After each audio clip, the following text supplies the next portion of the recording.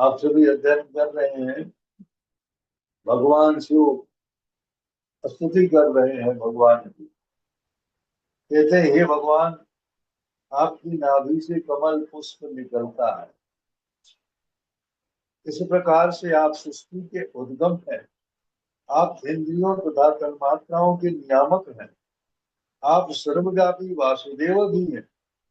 आप परम शांत हैं और स्वयं प्रकाशित होने के कारण आप 6 प्रकार के विकारों से विचलित नहीं होते। आपने अध्ययन किया होगा, पहले कुंड में माता कुंती स्तुति करती है भगवान की। नमः पंकज नाभाय, नमः पंकज मालिने, नमः पंकज नेत्राय, नमस्ते पंकजांघ्रे। तो भगवान के भिन्न भिन्न अंगों के बारे में कहते हैं। नमः पंकज नाभाय, भगवान की नाभि जो है वो कमल के सदृश है। नमः पंकज मालिने, भगवान कमल की माला पहनते हैं। नमः पंकज नेत्राय, भगवान के नेत्र जो है कमल के सदृश है। और भगवान का चरण जो है वो भी कमल के सदृश।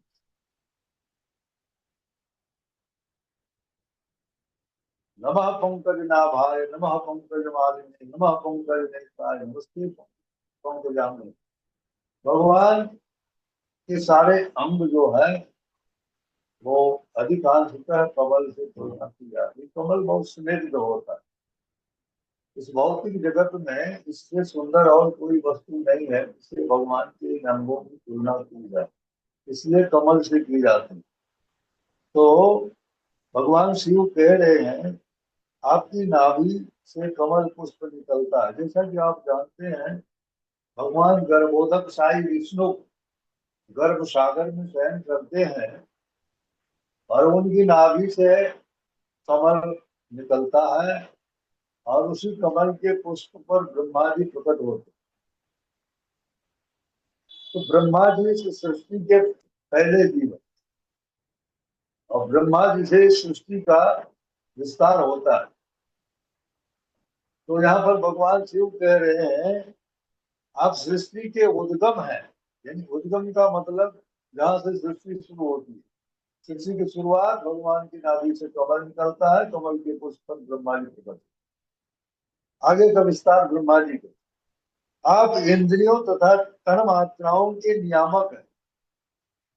इस भौतिक जगत में 24 तत्व पाए जाते हैं। 24 तत्व, जिनमें 5 स्थूल है, 5 सूक्ष्म। पृथ्वी, जल, अग्नि, वायु, आकाश, इन्हें स्थूल तत्व कहा जाता है। और मन, बुद्धि, अहंकार, ये 3 सूक्ष्म तत्व। और इनके अलावा 5 कर्मेंद्रियां है, 5 ज्ञानेन्द्रियां है। 10 हो गए, 10 और 18, 10 और 8 18। 5 स्थूल तत्व, 3 सूक्ष्म तत्व 8, और 5 कर्मेंद्रिय, 5 ज्ञानेन्द्रिय, 10 8 18। और इनमें शब्द, स्पर्श, रूप, रस और गंध, ये 5 तन्मात्राएं हैं। 18 5 23 और जीव। इस प्रकार से 24 तत्व इस भौतिक जगत के निर्माण में उपयुक्त है, लगे हुए हैं। भगवान शिव कहते हैं, इन सब के आप नियामक हैं। आपसे ही ये सब निकलते हैं। जैसे भगवत गीता में भगवान कहते हैं, आम सर्वस्व प्रभो मत्त सर्वम प्रवर्तते चित मत्वा भजन्ते माम मुदा भाव समन्विता। सब कुछ मुझसे ही निकला हुआ है, सब कुछ मुझ में है, ऐसा जान करके बुद्धिमान मेरा भजन करते हैं। बुद्धिमान भजन करते हैं, भगवान कहते हैं। जो बुद्धिमान है वही करते हैं। महाप्रभु चैतन्य जी ने भी कहा है, जो ये भजत कृष्ण से चतुर नर, जो बुद्धिमान है वही भगवान का भजन करते हैं। और यहाँ पर भगवान शिव कह रहे आप सर्वव्यापी वासुदेव भी है। सर्वव्यापी, पूरे जगत में वो अपनी शक्तियों को द्वारा द्वारा व्याप्त हैं। उनकी शक्तियां जो है सर्वत्र फैली हुई हैं। आप जानते हैं भगवान की शक्तियों के विषय में मुख्यतः अंतरंगा शक्ति, बहिरंगा शक्ति और तटस्था शक्ति। अंतरंगा शक्ति का विस्तार वैकुंठ जगत है और बहिरंगा शक्ति का विस्तार ये भौतिक जगत है। और जीव जो है वो तटस्थ है, मध्य में है। जीव अंतरंगा शक्ति के अंतर्गत भी जा सकता है और बहिरंगा शक्ति के अंतर्गत भी जा सकता है। ये तट पर है, ये संयोग की बात है। जीव के अंदर जब भोग वांछा होती है तब वो बहिरंगा शक्ति के चंगुल में आ जाता है। और जो भोग इच्छा से मुक्त हो जाता है, संसार से विरक्त हो जाता है, भगवान के चरणों में आश्रय ले लेता है, तब वो भगवान की अंतरंगा शक्ति के संरक्षण में आ जाता है। भगवान शिव कह रहे हैं आप परम शांत हैं। शांताकारं भुजगशयनं पद्मनाभं सुरेशं विश्वाधारं गगनसदृशं मेघवर्णं शुभांगं लक्ष्मीकान्तं कमलनयनं योगी धृधानगं वंदे विष्णुं भवभयं सर्वलोकैकनाथं। इस प्रकार से स्तुति की गई है। भगवान जो है वो सर्वदा, सर्वत्र, सर्वावस्था, सभी अवस्थाओं में शांत रहे। वो किसी भी प्रकार से विचलित नहीं होते। स्वयं प्रकाशित होने के कारण आप 6 प्रकार के विकारों से विचलित नहीं होते। इस भौतिक जगत में 6 विकार है। कौन कौन से 6 विकार हैं? भूख है, प्यास है, शोक है, मोह है, जरा है, मृत्यु है। ये 6 विकार है। इन 6 विकारों से भगवान सदैव मुक्त रहते। श्री प्रभुपाद तात्पर्य में बताते हैं इस ब्रह्मांड में गर्भोदक गाय विष्णु गर्भोदक में शयन करते हैं और उनकी नाभि से कमल का फूल निकलता है। इस फूल से ब्रह्मा उत्पन्न होते हैं, जैसा कि मैंने बताया अभी। और ब्रह्मा इस संसार की सृष्टि प्रारंभ करते हैं। इस प्रकार गर्भोदक साई विष्णु भौतिक इंद्रियों तथा तन्मात्राओं के उद्गम है। ये हमारी जो इंद्रियां है और तन्मात्राएं हैं, गर्भोदक साई विष्णु से ही प्रकट होती हैं। क्योंकि शिव जी अपने आप को इस संसार के पदार्थों में से एक मानते हैं। शिव भी चूंकि इस भौतिक जगत के ही प्राणी हैं, हाँ, इसलिए भगवान के द्वारा जो उत्पन्न ये तन मात्राएं और इंद्रियां हैं, भगवान शिव भी अपने आप को उसमें से ही मानते हैं, संसार के पदार्थों में से ही एक मानते हैं। अतः उनकी इंद्रियां परम सृष्टा के अधीन है। भगवान शिव कहते हैं हमारी भी इंद्रियां परम सृष्टा भगवान वासुदेव जो है उनके अधीन ही है, स्वतंत्र नहीं है। परमेश्वर को ऋषिकेश अर्थात इंद्रियों का स्वामी जी कहा जाता है। ऋषिकेश भगवान का नाम है। ऋषि का मतलब इंद्रिया और ईश मतलब स्वामी। इंद्रियों के स्वामी भगवान ऋषिकेश। और शास्त्र में ऐसा कहा जाता है कि ऋषिकेश सेवनम भक्ति उच्यते।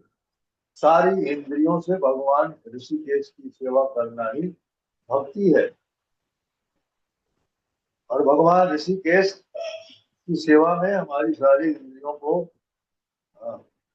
लगाना चाहिए, जिससे सूचित होता है कि हमारी इंद्रियां तथा तन्मात्राएं परमेश्वर द्वारा निर्मित है। अतः वह हमारी इंद्रियों को बस में रख सकते हैं। हमारी इंद्रियों पर हमारा नियंत्रण नहीं हो सकता है। हमारी इंद्रियों पर नियंत्रण जो है वो भगवान ऋषिकेश का होता है। उनके नियंत्रण में हमारी सारी इंद्रियां रहती हैं और अपने अनुग्रह बस अपनी सेवा में प्रवृत्त करते हैं। भगवान जिससे जो सेवा लेना चाहते हैं उसको सेवा में लगा देते हैं। जीव स्वबस नहीं है, परबस है, तो भगवान के बस में है। और भगवान जिससे जो सेवा लेना चाहते हैं उसको उसमें लगा देते हैं। यदि परमात्मा की अनुकंपा हो गई तो वह इन्हीं इंद्रियों को भगवत भक्ति में लगा सकता है। ब्रह्मांड भ्रमिते कौन भाग्यवान जीव, गुरु कृष्ण प्रसादे पाई भक्ति लता दी।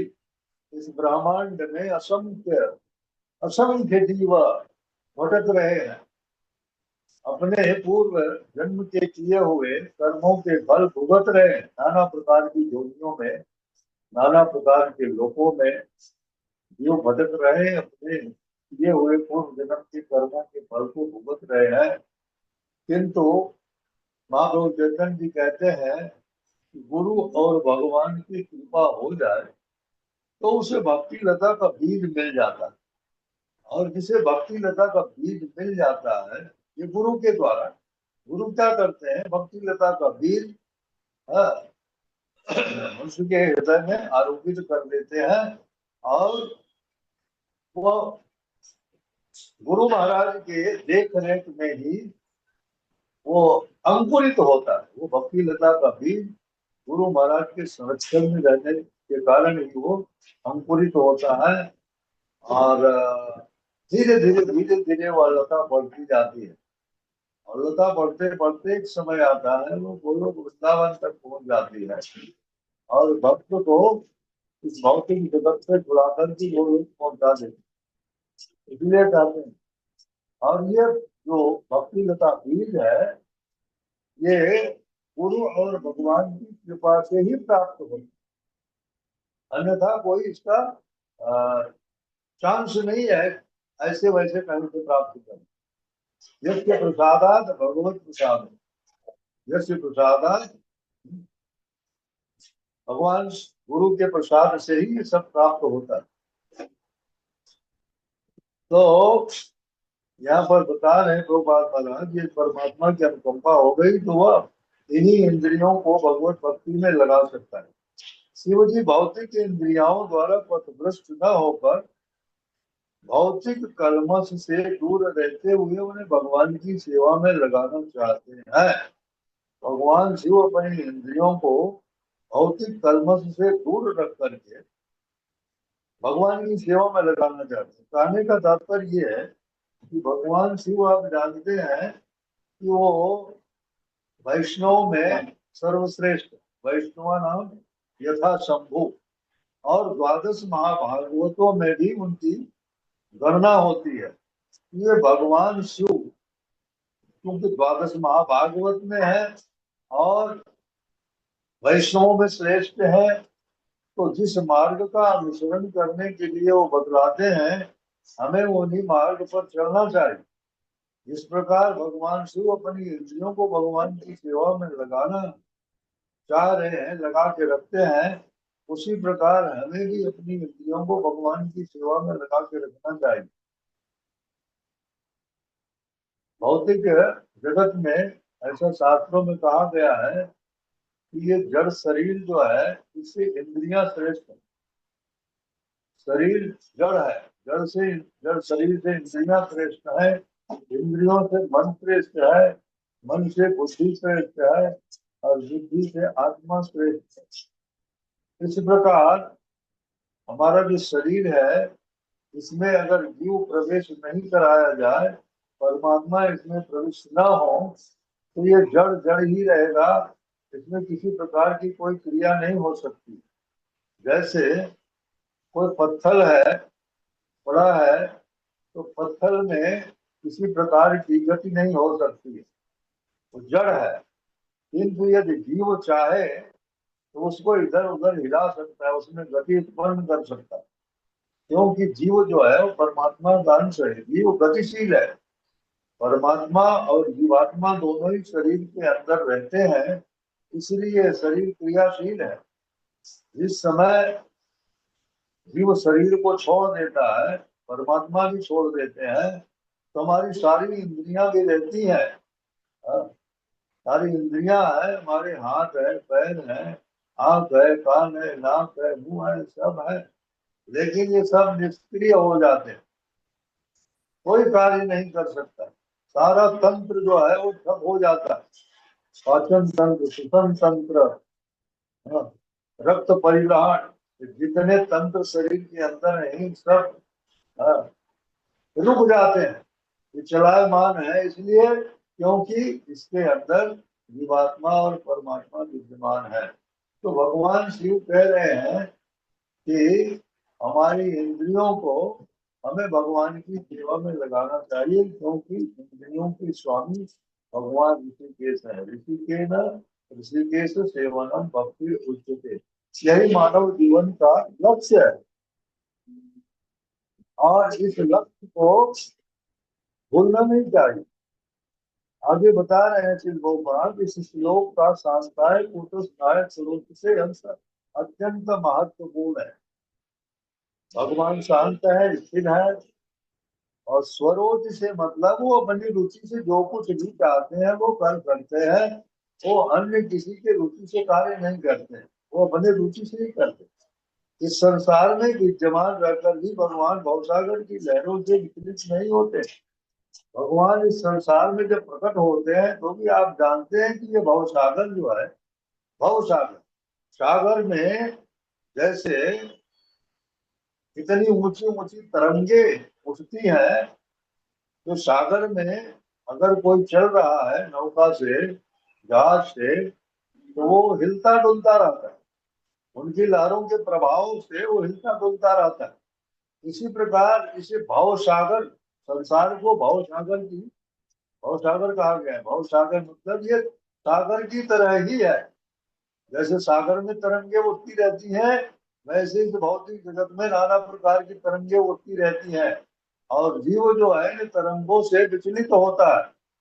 जीव कभी ऊपर नीचे होता रहता है जो बहुत भौतिक संसार में, किंतु भगवान के ऊपर ही बहुत भव सागर की जो तरंगे हैं उनका कोई प्रभाव नहीं पड़ता है, वे स्थिर रहते हैं। किंतु बद्ध जीवा 6 प्रकार के विकारों से विचलित होते हैं। बता रहे हैं यहाँ कि भूख प्यास शोक मोह जरा तथा मृत्यु। हमारे अंदर ये 6 प्रकार के विकार हैं। हमें भूख लगती है, प्यास लगती है, हम शोक से ग्रस्त होते हैं, मोह के वशीभूत होते हैं, हमें बुढ़ापा आता है, और अंततः हमारी मृत्यु होती है। तो ये भौतिक जगत के 6 विकार हैं जिससे जीव जो है प्रभावित होता है। किंतु भगवान इन 6 विकारों से प्रभावित नहीं होते हैं, उनके ऊपर ये कानून लागू नहीं होते। जैसे इस भौतिक जगत में आप रोड पर चलते हैं तो तमाम सिग्नल पड़ते हैं, लाल सिग्नल हुआ आपको रुकना पड़ेगा। किंतु ऊपर आकाश में इतने हवाई जहाज उड़ते रहते हैं, वो पृथ्वी लोक के सिग्नल से उन्हें कोई लेना देना नहीं रहता। वो पता नहीं कितने सिग्नल ऊपर से क्रॉस कर रहे हैं। हाँ, इस भौतिक जगत के इस पृथ्वी लोक के जो सिग्नल है उन्हें बाधित नहीं करते हैं। इसी प्रकार इस भौतिक जगत के जो ये भूख प्यास शोक मोह जरा मृत्यु, ये जो 6 विकार हैं ये भगवान को प्रभावित नहीं करते। यद्यपि बद्ध जीवा इन सब से बहुत जल्दी प्रभावित होता है कि नहीं। हमें भूख बहुत जल्दी 4 घंटे 5 घंटे में भूख लग जाती है। अगर हम खा भी लें तो 4-5 घंटे के बाद हमें फिर भूख की तलब हो जाती है। और इसी प्रकार प्यास भी, हाँ, प्यास की भी आवश्यकता होती है, पानी की भी आवश्यकता होती है। और हम शोकग्रस्त रहते हैं। यदि हमारा कुछ हो गया तो हमको शोक हो जाता है। हमारी इच्छा के विपरीत कुछ हो जाता है तो हमें शोक हो जाता है। मोहग्रस्त होते हैं। मैं और मेरा और मेरे शरीर से जो संबंधी हैं उनको हम अपना मान लेते हैं। ये मान करके हमको मोह होता है, और मोह के वशीभूत होकर के हम छोड़ना नहीं चाहते किसी चीज को, चाहे वो देह हो, गेह हो, परिवार हो, हाँ, और अपना व्यवसाय हो। इन सारी चीजों से मोह हो जाता है। वो ही सारे व्याधियों का मूल है। रामचरित मानस में कहा गया है कि मोह सकल व्याधि कर मूला ताहि ते उपजे। हाँ, सारे सूल जो है ये मोह के कारण ही उत्पन्न होते हैं। तो बद्ध जीव इनसे बहुत जल्दी प्रभावित होता है। किंतु परमात्मा स्वरूप भगवान वासुदेव इनसे कभी विचलित नहीं होते। ये भौतिक जगत के नियम उनके ऊपर लागू नहीं होते हैं। इसीलिए यहाँ ये कहा गया है वो सदैव शांत कूटस्थाय, हमेशा शांत रहते हैं। हाँ, इस भौतिक जगत की कोई भी चीज उन्हें विचलित नहीं कर सकती है, तथा अपने कौशल्य के कारण अविचल रहते हैं। जिसे यहाँ स्वरूप इसे कहा गया, जैसा कि हमने बताया, वो अपनी रुचि के अनुसार कार्य करते हैं और स्थिर रहते हैं। जिसका अर्थ है कि वह अपनी दिव्य स्थिति के कारण स्वयं प्रकाशित होते हैं। बाह्य शक्तियों के प्रभाव से उनका कोई कार्य नहीं होता है। उनकी अपनी शक्तियां हैं, उसी के द्वारा वो सारे कार्य उनके होते हैं। दूसरे शब्दों में जीव यद्यपि वह परमेश्वर के प्रकाश में होता है, कभी कभी परमेश्वर के प्रकाश से अपनी क्षुद्र स्थिति के कारण नीचे गिरकर भौतिक बद्ध जीवन में प्रवेश करता है। आप जानते हैं कि भगवान जैसे भगवान के अंदर जो गुण है वो जीव के अंदर भी वो गुण है। क्यों? क्योंकि भगवान का ही अंश है ये। ममई वांसो जीव लोके जीव होता सनातन मनोसृष्टान इंद्रियाण प्रकृति स्थान करसती। ये जीव भगवान का ही अंश है। ममई वांसो, मेरा ही अंश है, भगवान कहते हैं। किंतु इस भौतिक जगत में आकर के मन और अपनी पांच इंद्रियों के द्वारा इस भौतिक जगत को भोगना चाहता है।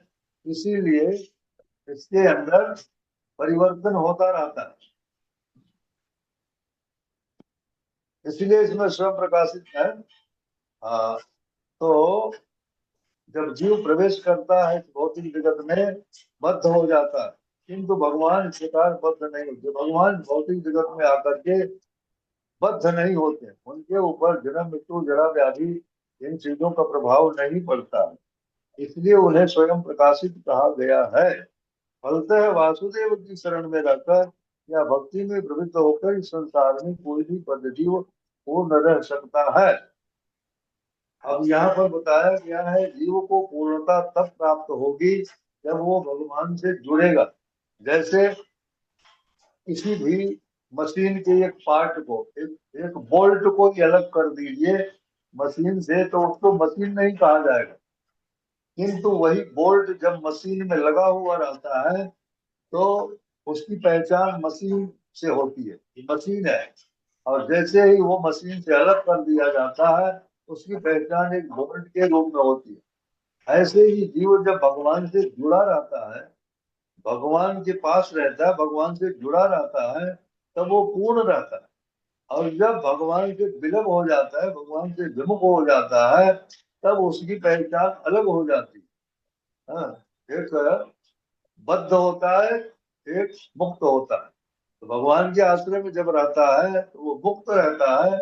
और जब ये माया जगत में आ जाता है तो माया के साथ उसका बंधन हो जाता है। इसलिए उसे बद्ध जीव कहा जाता है।